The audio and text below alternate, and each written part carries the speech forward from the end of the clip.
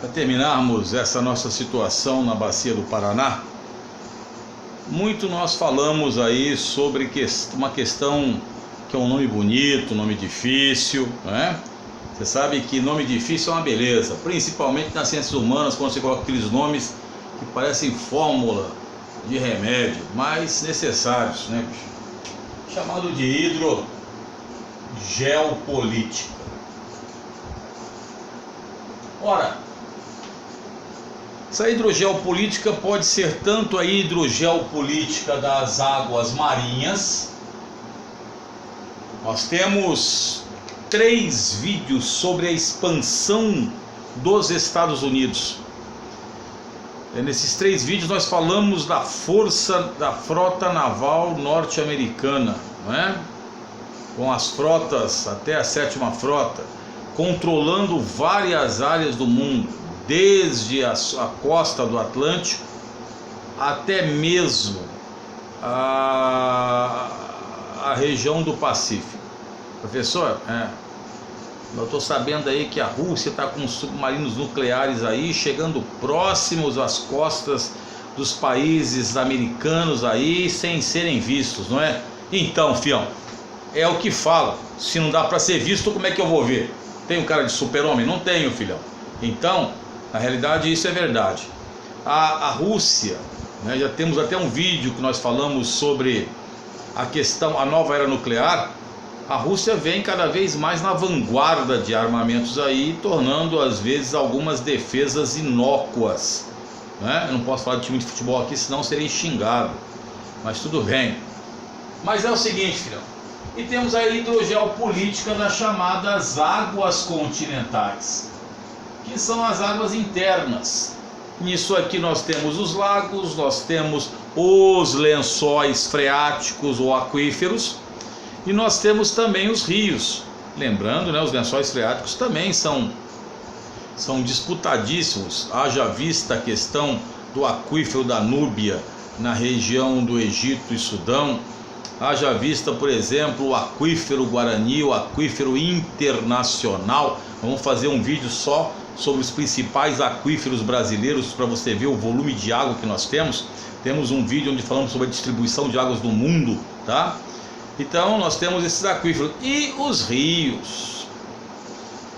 Os rios. Nós temos um vídeo muito pequeno que eu fiz com meu irmão Wilson Granella, meu irmão, meu brother, sobre o rio, as monções, os rios e as monções, a entrada dos bandeirantes para o interior do continente via a Porta Falsa do Tietê, que é um dos principais afluentes da margem esquerda do Rio Paraná, ok? Então isso é importante para você ver que a água não é só para beber, né? A água foi responsável pelas civilizações hidráulicas, tudo isso você tem, seu professor de história deu aquele talento para você. Bom, mas aí você vê umas setas que eu fiz, uma criação by myself, né? Eu ia falar be myself, mas aí vou falar que eu não sei inglês, não sei mesmo. Então aqui eu estou colocando o seguinte, filhão, para você, espera aí que eu estou aqui já chegando numa situação que eu quero chegar aqui, tá? Chegarei aqui. Você tem 2 pontos sensíveis dentro da América do Sul, sendo que esses 2 pontos sensíveis, na realidade nós poderíamos ter o terceiro domínio, né? O domínio amazônico dos Andes e do Prata, mas nós temos 2 entradas para o interior do continente da América Sul-Americano que são importantíssimos. Primeiro, a entrada da Bacia Amazônica, a famosa Foz do Amazonas, o Golfão Amazônico, a Foz do Rio Amazonas, onde nós temos um vídeo onde falamos da entrada, né, a construção de fortes que foram feitos naquela região para garantir a Portugal o domínio territorial de uma área que pertencia à Espanha, e graças a isso saiu o Tratado de Madrid em 1750, baseado no Utiposidetes, também com as drogas do sertão. Então aqui a Bacia Amazônica e o famoso Estuário do Prata. Pessoal, o que é isso aqui? Isso aqui é América do Sul. Não precisa nem falar nada, isso aqui se auto-explica. E aqui, filho, você tem a bacia do Paraná, aqui a bacia do Paraguai. Não é? A bacia do Paraná, o estuário do Prata, ela vai chegar e vai fazer isso aqui, para o estuário do Prata. Você deve lembrar que o Uruguai já pertenceu ao Brasil, filhão, tá? E eu não vou entrar nessa aula de história, mas já pertenceu outrora ao Brasil. Foi a província da Cisplatina. Mas todo mundo sabe que o Uruguai depois foi criado o famoso Estado Tampão. E a pergunta que você faz para mim é: professor, o que é um Estado Tampão? É o caso do Kuwait e o caso do Uruguai. No caso da América do Sul, dois países de dimensões continentais controlavam a entrada do prata: a Argentina e o Brasil, porque o Uruguai pertencia ao Brasil. E isso colocava em risco principalmente interesses da Inglaterra. Isso não é ideológico, velho, isso é histórico. Se você pegar alguns livros de revisitando história, a história é politicamente incorreta e outros, em muitos vestibulares não vão cair. Muitos historiadores ficam com o pé atrás com situações que são colocadas ali, mas sem serem corroboradas pela maior parte do corpo docente, acadêmico, certo? Os caras não ficam ali sem fazer nada, estudam profundamente. Cuidado com isso. Eu tenho muitos alunos que às vezes leem 2 linhas e acham que sabem tudo. E quando você vai discutir, você escoiba desse indivíduo tudo que ele tem, porque ele não tem. Tem que ter base. Pode até ser real, pode, mas para isso você tem que chegar a situações até chegar a essa realidade. Então o Uruguai foi criado realmente para contrabalançar a força de Argentina e Brasil, assim como o Kuwait foi criado para contrabalançar a força do Irã e do Iraque no controle do Shah El Árabe para o Golfo Pérsico. Simples, filhão, simples. A bacia do Pará, aqui nós temos 2 bacias que são, uma é interna, a outra até sai no mar. A bacia tocantinense e a bacia sanfranciscana. Tá? Eu prefiro utilizar o termo bacia tocantinense ao invés de Tocantins-Araguaia, e prefiro usar o termo bacia sanfranciscana. Tá? Essas bacias, elas praticamente dominam o interior do continente. E nós temos o estado aqui que nós já falamos em algum lugar do passado, primeiro Minas Gerais e depois Brasília. Temos vídeos onde nós falamos que Brasília é a capital da geopolítica.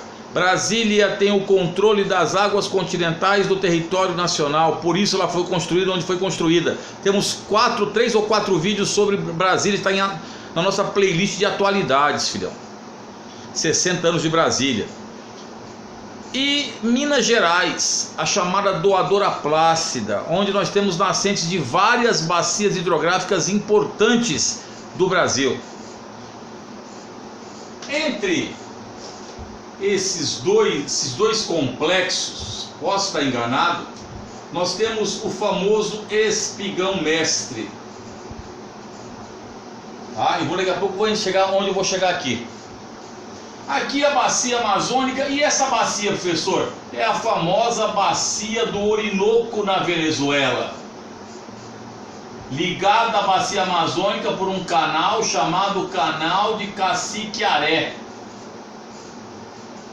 Aqui você encontra a famosa Chapada dos Parecis, que é uma reserva de águas emendadas que liga a bacia amazônica à bacia do Paraguai. Professor, e aí? Qual a importância disso? Aí nós vamos para uma importância interessante. A logística de transportes que nós temos no nosso país. Existe, já falamos em alguns vídeos, a possibilidade de obras nesta área aqui, interligando essas bacias amazônicas, Orinoco, Amazônica e Paraguai, como a bacia do Paraná, até chegar em Buenos Aires. Uma possibilidade. Imagine essas bacias diuturnamente tendo as navegações de chatas ou outras embarcações. Chata é uma embarcação plana que faz transporte de cargas, grãos, minérios, etc. Repare bem a integração que você traz ao território brasileiro, mesmo na Amazônia, que é um vazio demográfico.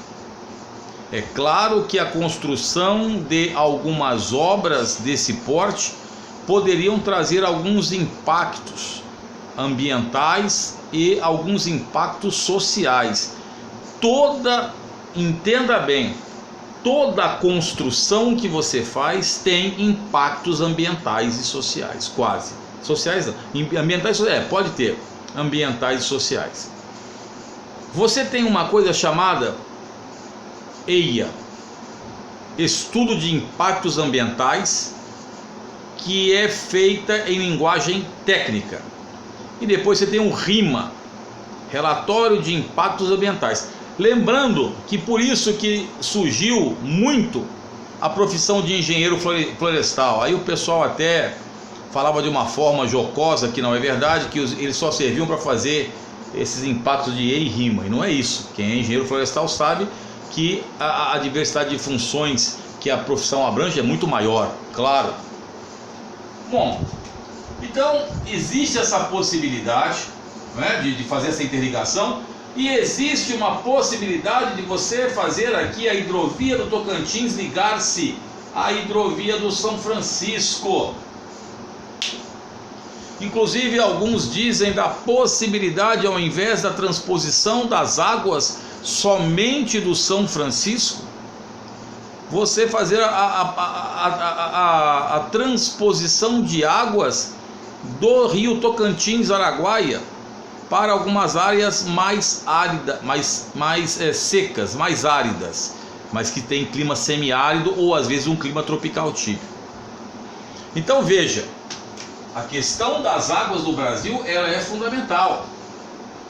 O Brasil é um país que não deveria passar pelo estresse hídrico, a pressão demográfica,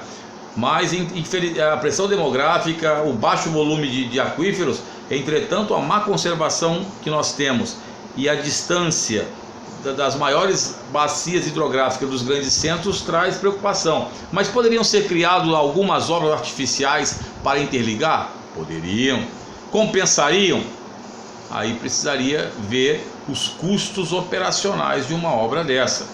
Vocês devem lembrar que há pouco tempo atrás falava-se da ligação do mar Mediterrâneo com o Mar Morto por canais, porque o Mar Morto em Israel está secando, mas a obra ficou proibitiva. Você deve lembrar também que havia um projeto de buscarem geleiras do Polo Sul, né? Cortar os gigantes blocos e trazerem para amenizar o clima árido da Arábia Saudita e tal. Só que a entrada do Golfo Pérsico era muito rasa e não compensava essa obra de engenharia. Então você tem que ver até que ponto que existem compensações nisso. No próximo vídeo nós veremos provavelmente a bacia do Paraguai, algumas situações que acontecem na bacia do Paraguai. Depois nós vamos falar sobre os principais aquíferos brasileiros, deverá sair nessa ordem. Depois deveremos falar, se tudo correr bem, eu tiver cabeça para falar sobre isso, sobre o famoso estresse hídrico e a água virtual. Esse assunto cai muito em vestibulares, principalmente nessa sociedade tecnológica que nós estamos. Cremos que passamos alguma coisa para fins de primeiro e segundo graus, principalmente para o segundo grau dos vestibulares. Como já falamos outrora, o nosso canal não é um canal ainda de aprofundamentos. Talvez quando eu estiver nas férias, sem fazer nada, aí eu fale de alguns assuntos de forma mais aprofundada, com tranquilidade, sem desespero. Como nós sempre falamos, procurem. Nossas playlists estão aí, elas são colocadas mais ou menos de acordo com os materiais didáticos dos vários sistemas e também dos livros didáticos que tem por aí. É claro que serão outras playlists surgirão também. Então vá acompanhando, não é, a situação para poderem agregar a condição de vestibular. Não sei que ano isso vai chegar para vocês. Provavelmente alguns já estejam vendo há 4, 5 anos depois que o vídeo foi feito. Algumas coisas modificaram, mas a espinha dorsal aqui está. Tamo junto, e como eu já falei no último vídeo, o Natal está chegando, ho, ho, ho. Esperemos aí então o nosso querido Papai Noel Elvis, que vai trazer um presente aí para todo mundo, né? Aquela saroba no vestibular. Já Elvis.